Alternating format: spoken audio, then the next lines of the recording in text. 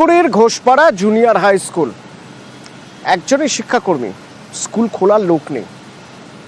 কি অবস্থা? রকি রয়েছে আমার সঙ্গে, বলতে পারবে রকি? দেখো, দীর্ঘদিন ধরে কিন্তু ধূপগুড়ি ঘোষপাড়া জুনিয়র হাই স্কুলে বেহাল দশা ছিল, কারণ সেখানে কিন্তু শিক্ষক সংখ্যা কম ছিল এবং পড়ুয়া সংখ্যাও কম ছিল। স্কুলে মাত্র 7 জন পড়ুয়া, সেখানে ছিলেন একজন শিক্ষক, একজন স্কুল কর্মী। সেখানে 10 দিন আগেই কিন্তু শিক্ষকের মৃত্যু হয়েছে এবং স্কুল খোলার দায়িত্ব ছিল সেই শিক্ষাকর্মীর। কিন্তু গতকাল যে রায় বেরিয়েছে এবং তার মধ্যে কিন্তু লিস্টে নাম রয়েছে সেই শিক্ষাকর্মীর এবং তার কিন্তু চাকরি বাতিল হয়েছে।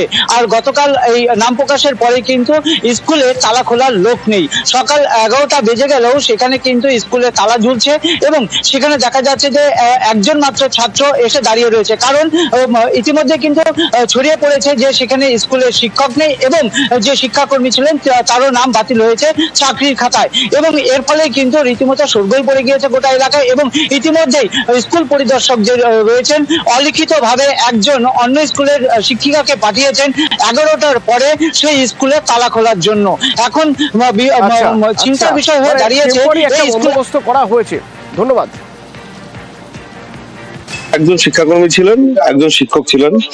আমাদের স্কুলের শিক্ষক 10 দিন আগে পরলোক গমন করেছেন অসুস্থতার কারণে। এই দিনগুলোতে অশিক্ষক কর্মী চালাচ্ছিলেন, কিন্তু কালকে আদালতের রায়ের পরে তার চাকরি চলে গেছে। আমরা এখন অনিশ্চয়তার মধ্যে আছি যে স্কুলটা চলবে কি করে। এখানে স্টুডেন্ট আছে, কিছু 7 থেকে 10 জন স্টুডেন্ট আছে, তাদের ভবিষ্যৎ কি হবে। আমরা চাইবো কর্তৃপক্ষের কাছে এবং প্রশাসনের কাছে যাতে এই স্টুডেন্ট গুলাকে যতদিন নতুন শিক্ষক না আসে তাদেরকে অন্য স্কুলে ভর্তি করার ব্যবস্থা করা হোক এবং দ্রুত স্কুলে শিক্ষক নিয়োগ করে স্কুলটা পুনরায় চালু করার ব্যবস্থা করা হোক। কয়জন ছাত্রছাত্রী স্কুলে? 7 জন। তো আগের মাস্টারমশাই কোথায়? আগের মাস্টারমশাই মারা গেছে। আর আরেকজন যে ছিল স্কুলে সে কোথায়? কি জানি কয়নি, কোথায় গেছে। আসে নাই? না।